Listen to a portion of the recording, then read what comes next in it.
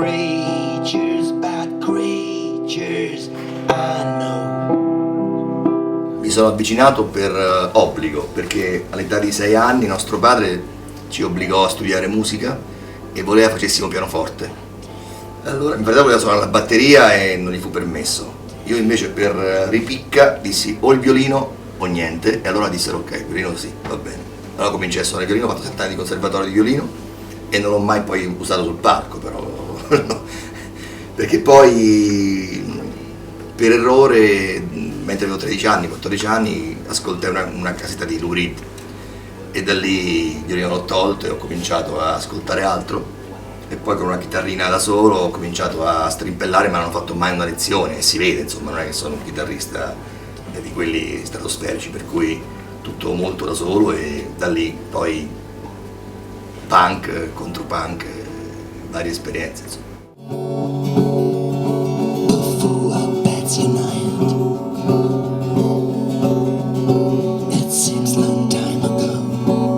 La prima band reale si chiamava Banky's Farm, dove c'era poi l'attuale Emilio Clementi al basso, che mi sa Benedetto, siamo nello stesso paese. Eravamo a Bologna a studiare, quindi lì ci fu questa band, poi un'altra si chiamava Bloody Jesus, con sempre Gabriele Ceci, che poi anche lui andò nei massimo volume, e poi varie esperienzine così tranquille, e poi fino a mollare per 12 anni, non ho più toccato nulla. Ho solo comprato roba di Tom Waits, Nick Cave e Paolo Conte, nient'altro, di nessun altro, mi ero stufato. E poi prendendo un locale in gestione e organizzando dei concerti, da lì ho ripreso voglia e nel 2010 ho ricominciato a suonare con un progetto nuovo, si chiama Bangano 62, e ho fatto 2 dischi da solo, poi il terzo con Michele Massoni alla batteria.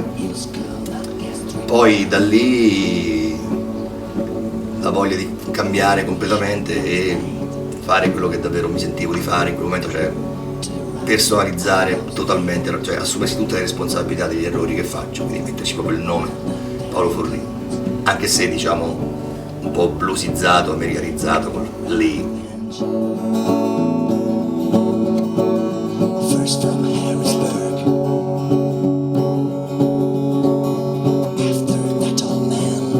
Conte, che insieme a Morricone è l'unico italiano, questi 2 italiani che io adoro proprio tantissimo, Conte e Morricone, Iannacci, insomma questa roba qui, e dei francesi, vecchia maniera, ma anche cose insospettabili tipo Tito Puente o Buenavista, e questa roba un po' salsata, tant'è che c'è un progetto in corso, un'idea. E poi qualche band americana storica, un Flaming Lips, Husker Du, questa roba qua della mia epoca che mi piaceva molto, Jesus and Mary Chain, anche loro all'epoca mi piacevano molto. Però diciamo che i mattoni principali sono dei vecchi signori, anche con Cohen, cantautorato malato, Nick Cave, tanto Nick Cave, Tom Waits, forse più di tutti. Ho tutto, di questi qui ho tutto da sempre, quindi non sono mai stato vicinissimo, diciamo, a tutto ciò che era un po' hard metal, questa roba qui. Viravo più sull'hardcore e sul punkcore. Lì un po' frequentando l'isola a Bologna, insomma nel cantiere a Bologna, i Link, altri locali così, c'erano tanti bei gruppi di stranieri che arrivavano, quindi c'erano questi gruppi danesi, norvegesi, che per noi erano follia pura, e, ecco, loro mi hanno per un po' colpito, però sempre, diciamo, bazzicato intorno alla roba blueseggiante, ma quel blues non classico, il blues un po' scuro. Down at HCMC, the perfect rain.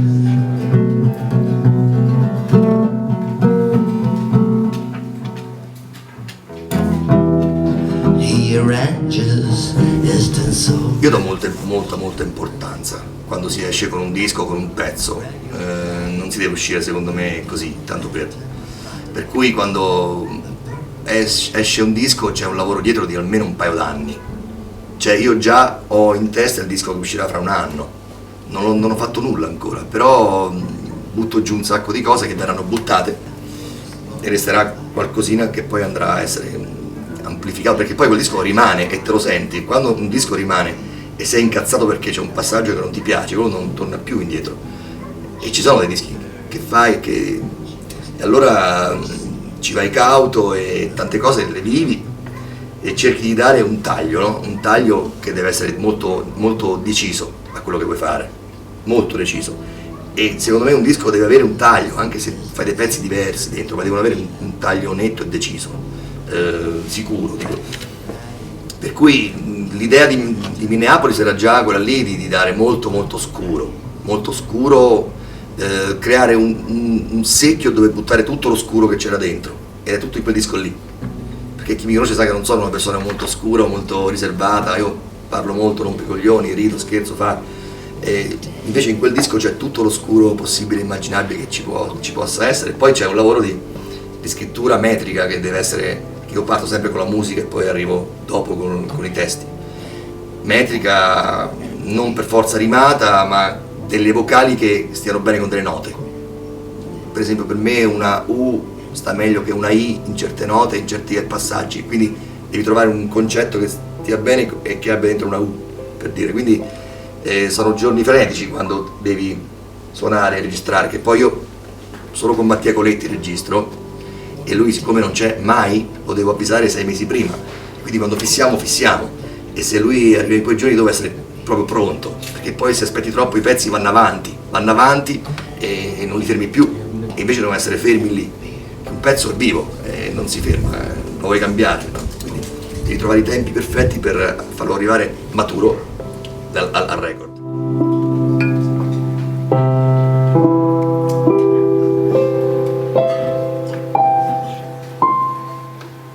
Alle cattive creature